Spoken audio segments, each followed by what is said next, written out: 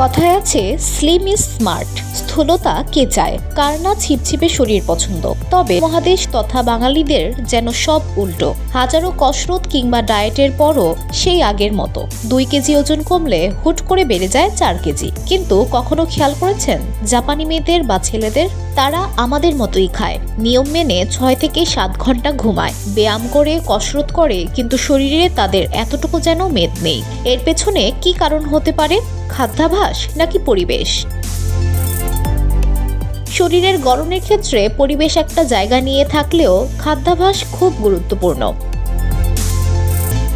জাপানিরা নির্দিষ্ট কিছু অভ্যাস গড়ে তুলেছেন, তাই তাদের শরীর হুট করেই অস্বাভাবিকভাবে বাড়ে না এবং চেহারায় আলাদা জেল্লা থাকে। জাপানিদের নিয়ম, শরীর চর্চা। প্রতিদিন নিয়ম করে শরীর চর্চা করতেই হবে। জাপানি ছেলেমেয়েরা শত ব্যস্ততা সত্ত্বেও নিয়ম করে ব্যায়াম করেন। হাঁটাহাঁটি, সাইকেল চালানো, জগিং অভ্যাসেই থাকে। তাছাড়া মন ভালো রাখতে বাগানও করেন অনেকে, গাছপালার পরিচর্যা করেন নিয়মিত।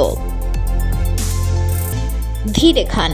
সময় ধরে খাওয়া ও সময় নিয়ে খাওয়া, এই 2 অভ্যাসই শরীরে মেদ জমতে দেয় না। দীর্ঘ সময় খালি পেটে থাকার অভ্যাস যেমন ঠিক নয়, তেমনি খাওয়ার সময়ে তাড়াহুড়ো করে প্রায় না চিবিয়েই খেয়ে ফেলার অভ্যাসও ক্ষতিকর। জাপানিরা এই নিয়ম কঠোরভাবেই মানেন। মেপে খাওয়া।